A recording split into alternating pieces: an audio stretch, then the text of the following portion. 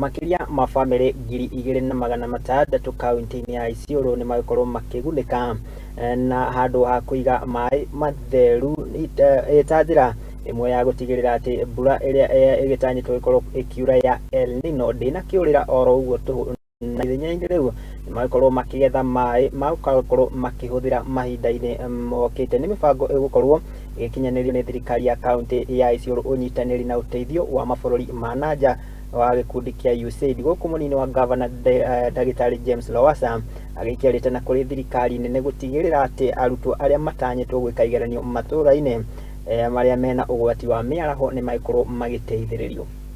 Today and then tomorrow for the law. Kwa majina naitwa Daktari Lowassa, I'm the Deputy Governor and also the CEC Health Isiolo County. Siku ya leo ni muhimu sana kwetu kama jamii ya Isiolo.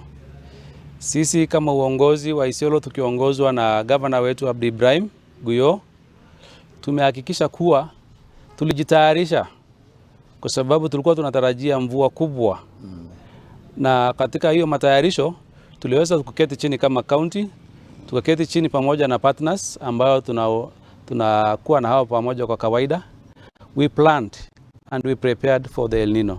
So siku ya leo ni kuhakikisha kuwa kuna items ambazo tunataka ku flag off zinaenda sehemu tatu. Tuliweza kuorganize kufanya uwiano na tukaleta hiyo vyombo. Kwa hivyo hiyo vyombo ni vyombo ambao itaenda kusaidia manyumba sehemu ambao ni Malkadaka, Malkagala na Duse.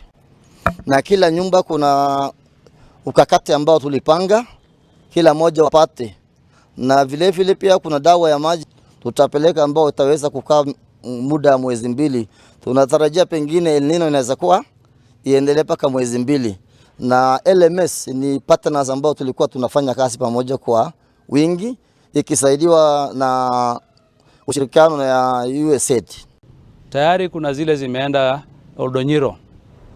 Na these items na ni ya kuhakikisha kuwa kwa sababu jamii yetu ambayo iko Malkagala, Malkadaka na Duse wanategemea maji ambayo ni runoff.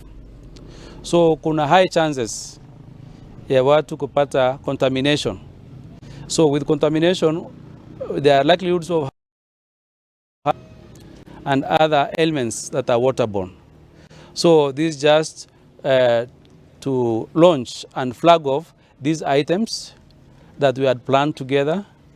So a lot of thanks to USAID through LMS and the County Department of Health. So we are launching several items that will go to 3 areas. We have, let me just read the specifics. These allocations will go to Duse, Malkadaka and Malkagala.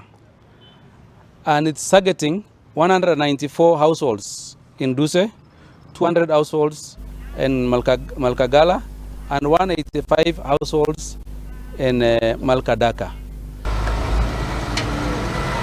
Na tukirogoreria ripoti